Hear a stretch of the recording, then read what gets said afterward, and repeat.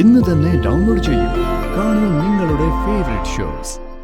ഒന്നാം സ്ഥാനത്ത് എപ്പോഴും ഇവിടുത്തെ കാര്യങ്ങൾക്കാ ഞാൻ പ്രാധാന്യം കൊടുക്കുന്നതെന്ന് അറിയാവുന്ന കാര്യമാണല്ലോ. അങ്ങനൊരു സംഭവം അറിഞ്ഞാ പിന്നെ എനിക്കത് ഇവിടെ ഒന്ന് പറയാതിരിക്കാൻ പറ്റുമോ? എന്തോടോ ഇപ്പൊ ഉണ്ടായിരിക്കുന്ന പുതിയ പ്രശ്നം? പാല് കാച്ചി കഴിഞ്ഞാ ആ വീട്ടിൽ തന്നെ അന്തി ഉറങ്ങണമെന്നുള്ളൊരു ശാസ്ത്രം ഉണ്ടല്ലോ. അപ്പൊ ആ ശാസ്ത്രം ഞങ്ങളായിട്ട് തെറ്റിക്കുന്നില്ല അല്ലേ? അല്ലേ? അതിപ്പം എനിക്ക് ഈ ശാസ്ത്രത്തിലൊന്നും വലിയ വിശ്വാസമൊന്നുമില്ല. ചുമ്മാ പറയുന്നതന്നെ. നമ്മുടെ സമയം നല്ലതാണോ? ഏത് വീട്ടിൽ താമസിച്ചാലും ഒരു കുഴപ്പവും വരില്ല. ഇനിയിപ്പോ സമയം നല്ലതല്ലെങ്കിൽ എങ്ങനെയൊക്കെ നോക്കിയാലും ഗതി ഒട്ട് പിടിക്കത്തുമില്ല. എന്നാ പിന്നെ ഞാൻ അവിടെ ഒറ്റയ്ക്ക് പോയി കിടന്നോളാം. ഞാൻ എന്തായാലും വിശ്വസിക്കുന്നുണ്ട്. അല്ല ശാരദാമ്മേ, അല്ല വിശ്വാസമില്ലാത്തൊരു വരേണ്ട കാര്യമില്ലല്ലോ. എന്തായാലും നിങ്ങൾ ആലോചിച്ച് തീരുമാനിക്കേ. ഞാനേ നല്ല ചുക്കാപ്പി ഇരിപ്പുണ്ട്. ഭക്ഷണം കഴിക്കുന്നതിന് മുമ്പേ ഞാൻ എടുക്കാം. എവിടെ പോണോ? അവിടെ നിൽക്ക്. പോ വിഷ്ണുട്ടോ. അമ്മയുടെ മുന്നിൽ വെച്ചാണ് അവിടെ പോയി കിടക്കുന്ന കാര്യമൊക്കെ പറയുന്നത്. അല്ല പിന്നെ അവിടെ പോയിട്ട് കുത്തിരുന്ന് നേരെ വിളിപ്പിക്കാൻ പോകണോ? അതല്ല വിഷ്ണുട്ടൻ പറയുന്ന കേട്ടോ. അമ്മ എന്ത് വിചാരിച്ചു കാണും? അല്ല അല്ല അമ്മ എന്ത് വിചാരിച്ചാണെന്ന് അവിടെ നിൽക്കട്ടെ. താൻ എന്താ വിചാരിച്ചേ അത് പറ. ഞാനൊന്നും വിചാരിച്ചില്ല. ഒന്നും വിചാരിക്കായില്ലേ? അയ്യോ ഒന്നുമില്ല.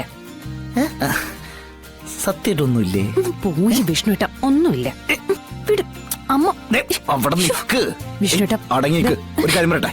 അമ്മ ഒരു കാര്യം പറയട്ടെ. വിട് വിഷ്ണുട്ട. ഞാൻ ഒരു കാര്യം പറയാം. നമ്മൾ ഇന്ന് അവിടെ നമ്മുടെ രണ്ടാം ജീവിതം ആരംഭിക്കുക. ഓക്കെ അല്ലേ?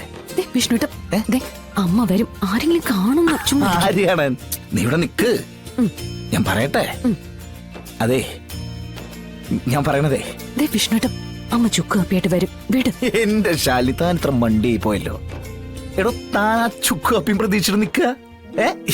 എടോ ഇവിടുന്ന് രക്ഷപ്പെടാനും നമ്മളെ തനിച്ചാക്കി വിടാനും ശാരദാമ്മ ഇവിടെ വെച്ച് ഇപ്പൊ ഉണ്ടാക്കിയതാണ് ചുക്ക് കാപ്പി. എടോ ഇത് മനസ്സിലാക്കാൻ തന്റെ ഐഎസ് ബുദ്ധിയൊന്നും വേണ്ട. ഒരു സാധാരണ ഓട്ടോക്കാരന്റെ സാധാരണ ബുദ്ധിമതി. മനസ്സിലായ? അപ്പോഴേ ഇന്ന് നമ്മുടെ രണ്ടാം ജീവിതത്തിന്റെ ആദ്യ രാത്രി.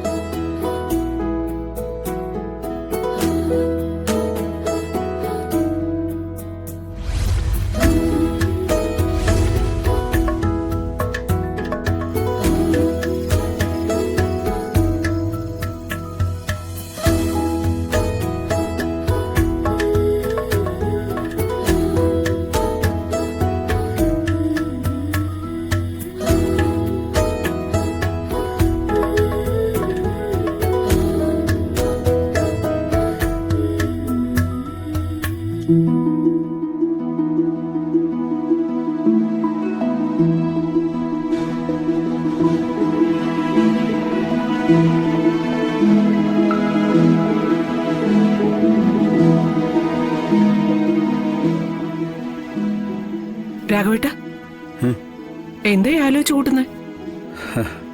മക്കളോടും ഭാര്യയോടും മരുമക്കളോടും ഒക്കെ ഇഷ്ടവും സ്നേഹവും ലാളനയും ഒക്കെ ഉള്ള ഒരു അച്ഛന് അവരെ കുറിച്ച് പലതും ആലോചിക്കാനുണ്ടാവും.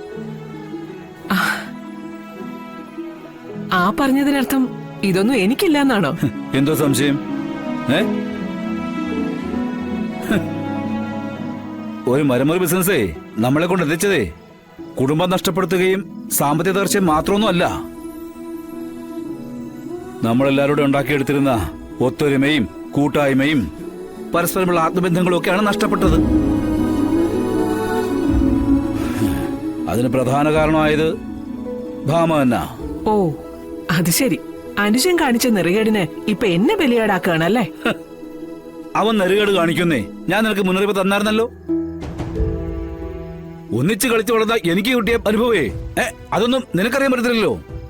അതുകൊണ്ടാ അവനെ വിശ്വസിക്കരുത് ഞാൻ പറയുന്നത്. എന്നിട്ടോ നീ അത് കേട്ടതുമില്ല. പിന്നെ രോഹിത്തിന് അവന് പിന്നെ അവന്റെ പ്രായത്തിന്റെ അടുത്തായിട്ട് കൊണ്ട് പറ്റിയാന്ന് പറയാം. പക്ഷെ നിനക്കൊരു തീരുമാനം എടുക്കായിരുന്നു. നീ അത് ചെയ്തില്ല. എന്നിട്ട് ഫലം എന്തായി? ഉപേന്ദ്ര അവന്റെ കുരുട്ട് ബുദ്ധി ഉപയോഗിച്ച് നമ്മുടെ അടിവേര് വരെ മാന്തി എടുത്തു. പിന്നെ തിരിച്ചു പിടിച്ചതേ മറ്റവരുടെ മിടുക്കൊണ്ടൊന്നുമല്ല, ശാലിയുടെ മാത്രം മിടുക്കൊണ്ടാ. അവളുടെ അനിയത്തിയാ വെടിയേറ്റ് ഹോസ്പിറ്റലിൽ കിടക്കുന്നേ. നീ ഒന്ന് പോയിട്ട് ഇനി പോയില്ലെങ്കിൽ വേണ്ട, വിളിച്ചൊന്ന് കാര്യങ്ങൾ തിരക്കുകയോ അങ്ങനെ എന്തെങ്കിലും ചെയ്യാൻ പാടില്ലായിരുന്നോ? മരുമകളാണെന്നുള്ള പരിഗണന ഒന്നും കൊടുക്കണ്ട. നമുക്കറിയാവുന്ന കുറച്ചു കാലം നമ്മളോടൊപ്പം താമസിക്കുന്ന കാര്യം ഓർത്തുകൊണ്ടെങ്കിലും എന്തെങ്കിലും 2 വാക്ക് നിനക്ക് പറയാറുന്നല്ലോ. അതിന് ശ്യാമയെ കാണാൻ നിങ്ങൾ പോയതല്ലേ, കുഴപ്പമൊന്നുമില്ലെന്ന് നിങ്ങൾ വന്ന് പറയുകയും ചെയ്തില്ലേ? പിന്നെ ആളുകളെ കാണിക്കാൻ വേണ്ടിയുള്ള ഒരു പോക്ക്, അത് മനഃപൂർവ്വം വേണ്ടാന്ന് വെച്ചിട്ട് തന്നെയാ. രാഘവ് സാറേ,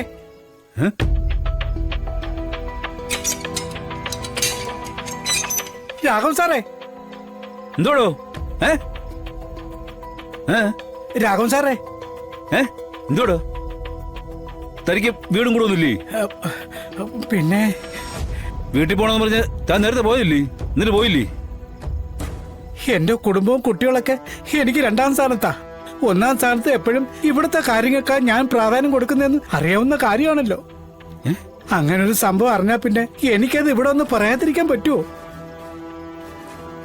എന്തോടോ ഇപ്പൊ ഉണ്ടാക്കിയത് പുതിയ പ്രശ്നം? ആർക്കെങ്കിലും വല്ല അപകടം ഉണ്ടായോ? അല്ല, തന്നെ ഈ വര കണ്ടപ്പോഴേ മനസ്സിലാത്ത ഒരു വല്ലാത്ത അങ്കലാപ്പാ. ആ ഉപേന്ദ്രൻ പിന്നെയും കുഴപ്പം ഉണ്ടാക്കിയിരിക്കുകയാണ് സാറേ. അവൻ വീണ്ടും രോഗത്തിനെ കൊല്ലാനുള്ള ശ്രമം നടത്തിയിരിക്കുക. അയ്യോ, വെടിയേറ്റുന്നു, സീരിയസ് ആയിട്ട് കിടക്കുകയാണെന്നൊക്കെ പറയുന്ന കേട്ടു. അയ്യോ, ഈ ഭ്രാന്ത് പിടിച്ച് നടക്കുന്ന ഉപേന്ദ്രനെ പിടിച്ചു കെട്ടാൻ ഇവിടെ പോലീസ് പട്ടാളൊന്നും ഇല്ലേ? സ്വാധീനവും കാശുള്ളവർക്ക് ഈ നാട്ടിൽ എന്താ സത്യമേ ചെയ്യാൻ പറ്റാത്തത്? ശ്ശോ, ആര് വേണമെങ്കിലും കൊല്ലാം. ശിക്ഷ അനുഭവിക്കുന്നതും ജയിലിൽ പോകുന്നതൊക്കെ കൂലിക്കാരാവുമ്പോ എന്താ ഇവിടെ പ്രവർത്തിക്കാൻ പറ്റാത്തത്? ഉപേന്ദ്രന്റെ പകരം കൂടത്തേ ഉള്ളു. അവ ഇനി അവരെ ഉപദ്രവിക്കും. നമുക്ക് സ്വത്തെഴുത്തതിന്റെ പേരില് അവൻ അവരെ ഇല്ലാതാക്കും. എന്റെ ഭാമയെ, അതുകൊണ്ടാണ് ഞാൻ പറഞ്ഞത് നമുക്ക് അവിടെ പോയി അവർക്കൊപ്പം താമസിക്കാന്ന്. ആൾ കൂടുന്നിടത്തേക്കേ, പ്രത്യേകിച്ചേ എന്റെ മുന്നിലേക്കേ ഉപേന്ദ്രൻ തോക്കും കൊണ്ടേ മടിക്കുന്നേ. അല്ല ഭാമയെ, നീയൊന്നും പറഞ്ഞില്ല. നമുക്ക് നമ്മുടെ വീട്ടിൽ പോണ്ടേ? അതൊക്കെ നമുക്ക് വഴി ആലോചിക്കാം. ഇപ്പൊ നമ്മൾ ആലോചിക്കേണ്ടത് ആ ഉപേന്ദ്രൻ ഒരു മൂക്കയറിടുന്ന കാര്യമാ. ഇല്ലെങ്കിൽ അവൻ നമ്മുടെ കുടുംബം ഇല്ലാതാക്കും.